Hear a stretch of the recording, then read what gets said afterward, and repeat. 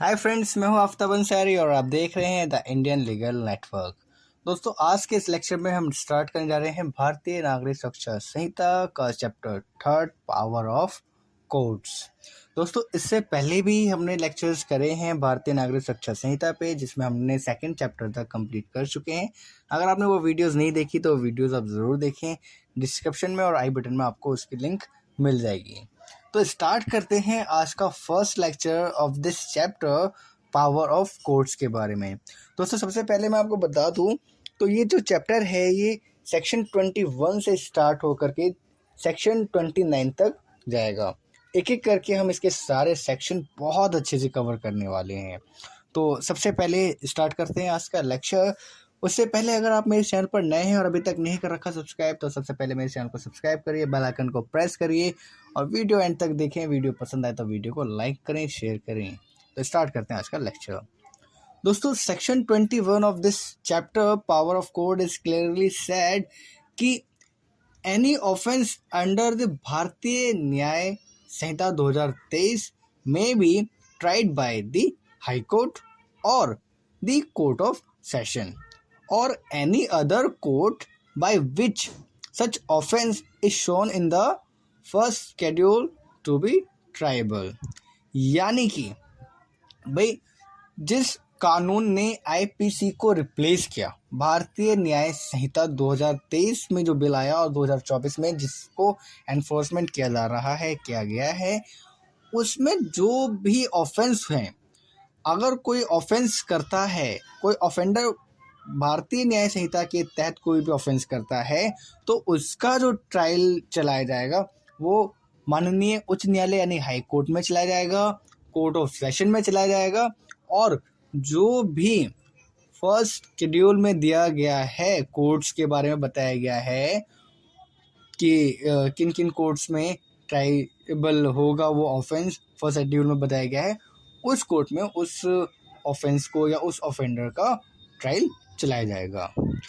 अब यहाँ पे एक प्रोवाइडेड दिया हुआ है जो कि क्लियर करता है that any offence under section 64 to section 71 of the Bharatiya Nyaya Sanhita 2023 shall be tried as far as practicable by a court prescribed over by a women.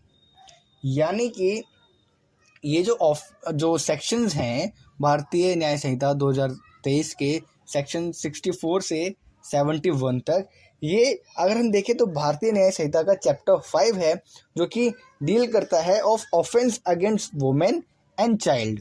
ठीक है, तो ये जो भी ऑफेंस अगर करता है इन सेक्शंस के तहत, अगर कोई भी ऑफेंस करता है, महिला के विरुद्ध अगर कोई ऑफेंस होता है, जैसे कि रेप हो गया, गैंग रेप हो गया, एक्सेट्रा एक्सेट्रा, ठीक है, एक एक करके अगर हम देखें तो पता चलेगा कि ये सारे के सारे जो ऑफेंस है महिला से संबंधित हैं।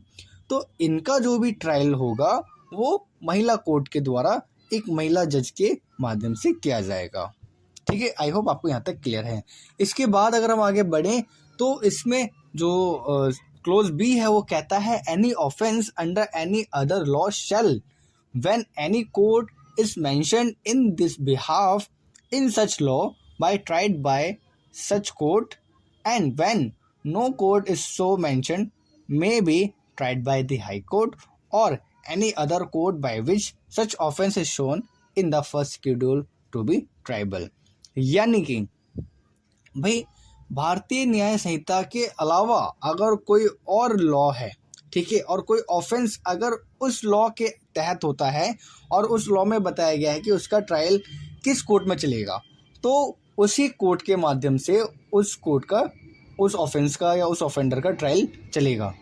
लेकिन अगर कोई ऐसा लॉ है नहीं जिसमें उस ऑफेंस के बारे में बताया गया है, तो भारतीय न्याय संहिता के तहत ही उसका जो भी ट्रायल होगा वो चलेगा। ठीक है, भारतीय न्याय सुरक्षा संहिता के तहत ही उसका ट्रायल चलेगा और हाई कोर्ट और जो भी फर्स्ट शेड्यूल में बताए गए कोर्ट हैं उसके माध्यम से उसका ट्रायल चलेगा। अब आई होप आपको सेक्शन 21 क्लियर है। अब आगे बढ़ते हैं और जानते हैं कोर्ट्स के पावर्स के बारे में। ठीक है भाई, कौन सी कोर्ट के पास कितनी पावर है सजा सुनाने की। ठीक है, तो सबसे पहले अगर हम बात करें तो एक स्टेट की जो सबसे अपर कोर्ट होती है वो हाई कोर्ट होती है और हाई कोर्ट के बाद डिवीज़न में डिवाइड किया जाता है। तो court of session, court of session में अगर हम देखें तो सेशन जज होते हैं और उनकी हेल्प करने के लिए एडिशनल सेशन जज होते हैं। फिर CJM होता है यानी कि चीफ जुडिशियल मजिस्ट्रेट होते हैं। फिर एडिशनल चीफ जुडिशियल मजिस्ट्रेट होते हैं। उसके बाद जुडिशियल मजिस्ट्रेट फर्स्ट क्लास और जुडिशियल मजिस्ट्रेट सेकंड क्लास होते हैं। तो जानते हैं इन कोर्ट्स के पास क्या क्या पावर है और कितनी ये सज़ा सुना सकते हैं। तो सबसे पहले सेक्शन 22 पर आ जाते हैं, जो कि कहता है हाई कोर्ट के बारे में और कोर्ट ऑफ सेशंस के बारे में बताता है। ये बताता है कि हाई कोर्ट में pass any sentence authorised by law, यानी कि हाई कोर्ट सभी तरह के सेंटेंस को पास कर सकता है जो कि लॉ के द्वारा पारित किए जाएंगे, ठीक है, जो कि लेजिस्लेचर द्वारा बनाए गए हैं, जो कि अथोराइज्ड बाय लॉ होंगे, ठीक है। वो सारे के सारे सेंटेंस हाई कोर्ट क्या कर सकता है, पास कर सकता है। और वहीं इसका जो सेकंड क्लोज है वो एक कहता है कि जो सेशन जज है और जो एडिशनल सेशन जज है वो भी हर तरह की सेंटेंस को पास कर सकते हैं जो कि अथोराइज्ड बाय लॉ होगी। पर जो सेंटेंस ऑफ डेथ है वो पास करने से पहले जो जज होंगे वो क्या करेंगे, हाई कोर्ट में कंफर्मेशन लेंगे, यानी कि जो डेथ पेनल्टी है उसको एग्जीक्यूट करने के लिए हाई कोर्ट से पहले परमिशन लेनी पड़ेगी। जैसे कि यहाँ पे क्लियरली कह रहा है, अ सेशन जज और एडिशनल सेशन जज में pass any sentence authorised by law, but any sentence of death pass by any such जज shall be subject to confirmation by the high court. यानी कि भाई जो भी जो सेशन जज हैं या जो एडिशनल सेशन जज है, अगर वो किसी को डेथ पेनल्टी दे रहे हैं तो उसको एग्जीक्यूट कराने के लिए सबसे पहले हाई कोर्ट से उनको परमिशन लेनी पड़ेगी, कंफर्मेशन लेना पड़ेगा, उसके बाद ही उस डेथ पेनल्टी को, सेंटेंस ऑफ डेथ को एग्जीक्यूट किया जा सकता है, ठीक है। इसके बाद सेक्शन 23 देखते हैं, जो बताता है कि सेंटेंस विच मजिस्ट्रेट में पास, यानी कि किस मजिस्ट्रेट के पास पावर है किस सेंटेंस को देने की, कौन सी सजा कौन सा मजिस्ट्रेट सुना सकता है। तो सबसे पहले यहाँ पे हम बात करते हैं चीफ जुडिशियल मजिस्ट्रेट की, जो कि फर्स्ट क्लोज है। वही कहता है the court of chief judicial magistrate में pass any sentence authorised by law expect a sentence of death or of imprisonment for life, ठीक है।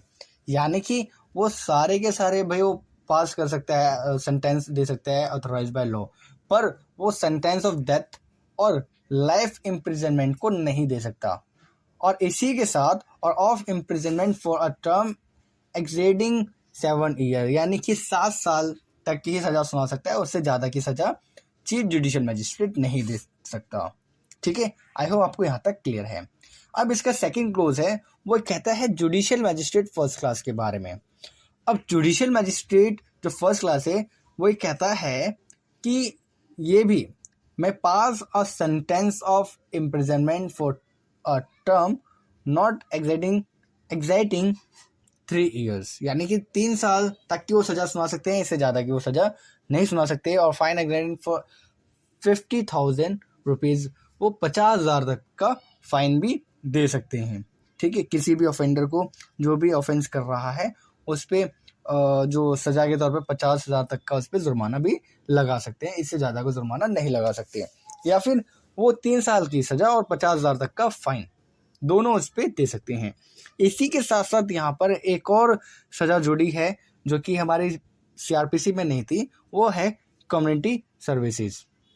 यानी कि भाई 50,000 का फाइन और 3 साल तक की सज़ा ये तो दे ही सकते हैं, और इसके साथ साथ कम्युनिटी सर्विसेज भी करवाई जा सकती है। कम्युनिटी सर्विसेज का मतलब हो गया कि भाई कोई भी ऐसा कार्य जो कि समाज के हित में हो वो कार्य करवाया जा सकता है, ठीक है। पर वो ऑफेंस और मजिस्ट्रेट के ऊपर डिपेंड करता है कि वो किस तरह का ऑफेंस है और मजिस्ट्रेट उनसे किस तरह की जो कम्युनिटी सर्विस है वो करवा सकते हैं, जिससे कि समाज में एक अच्छा मैसेज जाए और दोबारा कोई वैसा ऑफेंस करने की सोचे भी ना, ठीक है। उसके बाद आता है थर्ड क्लोज, ये कहता है कि जुडिशियल मजिस्ट्रेट सेकंड क्लास जो है वो ये कहता है कि the court of magistrate of the second class में pass any sentence of imprisonment for a term not exceeding 1 year or of fine not exceeding 10,000 rupees or both. और इसी के साथ साथ यहाँ पर भी कम्युनिटी सर्विसेज की बात की गई है, यानी कि जो जुडिशियल मजिस्ट्रेट सेकंड क्लास है वो सिर्फ 1 साल तक की सज़ा दे सकते हैं, इससे ज़्यादा की सज़ा वो नहीं दे सकते, और जुर्माने के तौर पे वो मैक्सिमम 10,000 तक का ही जुर्माना लगा सकते हैं या दोनों की सज़ा दे सकते हैं, और इसी के साथ साथ वो कम्युनिटी सर्विस भी करवा सकते हैं। तो दोस्तों वीडियो काफ़ी लंबी हो रही है, लेक्चर काफ़ी लंबा हो रहा है, तो आज के लिए बस इतना ही। नेक्स्ट लेक्चर में हम इस चैप्टर का और भी अच्छे से डिस्कस करेंगे और भी सेक्शन को जानेंगे। तो आई होप वीडियो आपको अच्छी लगी होगी। कमेंट करके ज़रूर बताएं कैसी लगी आपको वीडियो। अगर अभी भी कोई डाउट है तो कमेंट करके मुझसे पूछ सकते हैं, और वीडियो अगर अच्छी लगी तो वीडियो को लाइक करें, अपने दोस्तों के साथ ज़्यादा से ज़्यादा शेयर करें। चैनल पर पहली बार आए हैं तो चैनल को सब्सक्राइब करना ना भूलें। मिलते हैं नेक्स्ट वीडियो में, तब तक के लिए बने रहें हमारे साथ। जय हिंद, जय भारत, धन्यवाद, थैंक यू सो मच।